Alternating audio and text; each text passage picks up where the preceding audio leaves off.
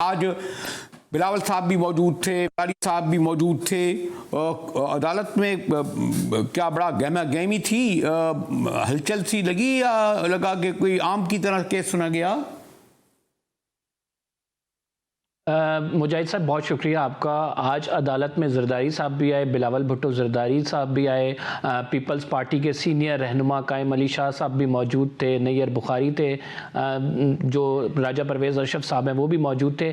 Peoples party की पूरी क़यादत आज अदालत में मौजूद थी। जस्टिस काजी फ़ाइज़ ईसा ने इस केस को दोबारा से सुनने का फ़ैसला किया है और इस केस में सबसे पहले इस बात का फ़ैसला होना है कि ये केस मेंटेनेबल है या नहीं है।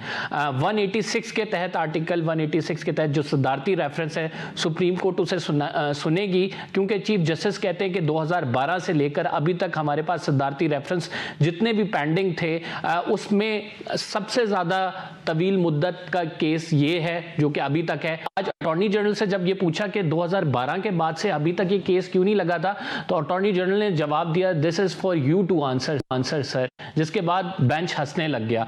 तो अदालत का माहौल, आपने पूछा, अदालत का माहौल बड़ा गहमा गहमी थी। आज पीपल्स पार्टी के ज्याले भी थे, बिलावल भुट्टो जरदारी जब आ रहे थे नारेबाजी खूब हो रही थी, लेकिन अदालत के अंदर आज तकरीबन आप ये कह सकते हैं कि बैकग्राउंड बताया गया। वो जजमेंट जो इसमें पहले आ चुकी है वो पढ़ के सुनाई गई, जो 6 समातें हुई हैं उनमें क्या कुछ होता रहा वो बताया गया, और फिर चीफ जस्टिस ऑफ पाकिस्तान ने अगला लाए अमल तय किया। जस्टिस नूर ने जो सवाल रखा वो आज की अदालती कार्रवाई का हम ये कह सकते हैं कि बुनियादी नुक्ता वो था, जिसमें वो कहते हैं कि हमने ये देखना है कि इस केस में फैसला भी हो चुका है, इसकी रिव्यू पिटीशन पे भी फैसला हो चुका है, लेकिन क्या हम सदारती रेफरेंस को आर्टिकल 186 के तहत देख सकते हैं, इस पर दोबारा से कोई राय दे सकते हैं अपनी या नहीं दे सकते।